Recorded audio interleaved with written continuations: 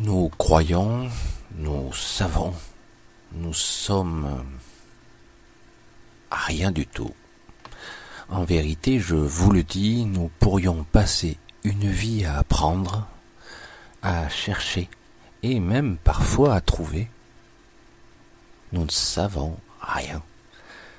À quoi bon alors? Comment le pourrions-nous en fait? Sur cette terre, sous cette forme, savoir et incarner le tout? Non, soyons sérieux. En fait, ce n'est pas le but.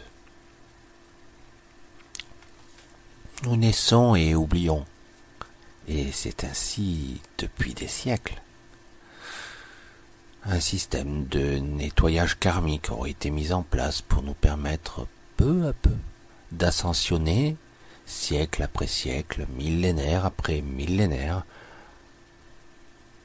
Je l'ai dit, je le redis encore, nous sommes si petits, si misérables ici, si limités dans la matière qui nous paraît en réalité si fragile, du moins dans nos corps actuels. Ce côté éphémère, presque illusoire d'une vie évoluant, telle une histoire, chapitre après chapitre, qui a parfois du bon et son utilité, des moments de rire et de joie, mais bien souvent, nous ne le voyons pas ou pas assez.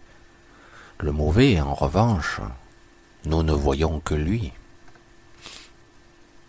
Ici donc, eh oui, nous faisons l'expérience de cette vie, dans les larmes et dans les rires, la beauté et la laideur.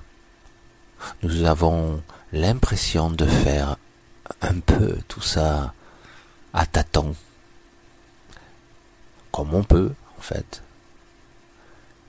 Si tel était le cas, il y a bien longtemps que le monde ou la dite humanité aurait disparu complètement de ce monde. Certes, cela a failli arriver bien des fois, mais mystérieusement, nous sommes toujours là. Il n'y a rien de mystérieux là-dedans, croyez-moi. Oui, c'est vrai, nous ne sommes pas tout ceci. Enfin, nous ne sommes pas ces créatures. Et pourtant, malgré mes doutes du bienfait de tout ceci, de tout ce... D'autres termes, on aurait dit de tous ces simagrées, de ce système. Je souhaite faire l'expérience de ma vie, tant bien que mal. Dans toute sa quintessence, je me dois de redescendre dans la densité que nous nommons l'existence. Oui, je l'avoue, combien de fois j'ai demandé que cela s'arrête, car c'était trop, vraiment trop difficile.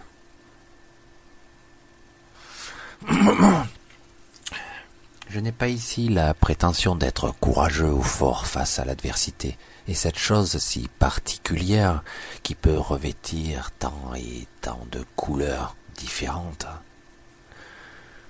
La douleur, sous toutes ses formes. Oui, ce monde porte bien des vies de toutes sortes, qui ont enduré et qui endurent encore les pires tourments. Et cela m'attriste, franchement, d'être comme ça, d'avoir la sensation d'être impuissant. Mais c'est faux, c'est juste une impression. J'ai ma vision en moi, pourtant magnifique, qui pour l'instant ne transperce pas ces ténèbres, qu'il est difficile d'être vivant ici, d'être un être pensant, et pourtant si miraculeux quand même. Je me demande, comment j'ai pu survivre jusque-là, moi aussi. Aujourd'hui, j'ai quelques réponses. Enfin, je le crois. Encore quelques années pour moi, selon les statistiques, de ce système de comptage lié à une société petite, étriquée, sans intérêt. Elle ne m'intéresse plus. Mais bon, je vis dedans, quand même. Même si... Bref. S'incarner est difficile, oui. Mourir est bien plus facile. C'est étrange, hein? Vieillir, aïe, est bien trop souvent terrible. Il n'y a qu'à voir nos hôpitaux, nos hospices. Car nous avons appris à ne plus voir.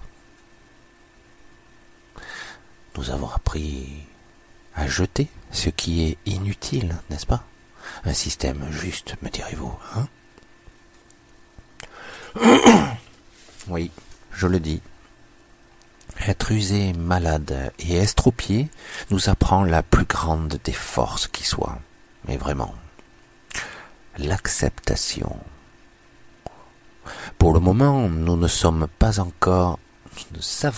encore comment rester jeune pour toujours. Utopie, peut-être. Cela fait sourire certains, pleurer d'autres, fantasmer beaucoup. La fameuse fontaine de jouvence, tant convoitée. Nous apprenons énormément. Nous donnons tant de conseils, mais au bout du compte, nous sommes encore petits. Mais la différence, désormais, c'est que nous le savons. Et qu'un jour, nous comprendrons que nous sommes aussi des géants.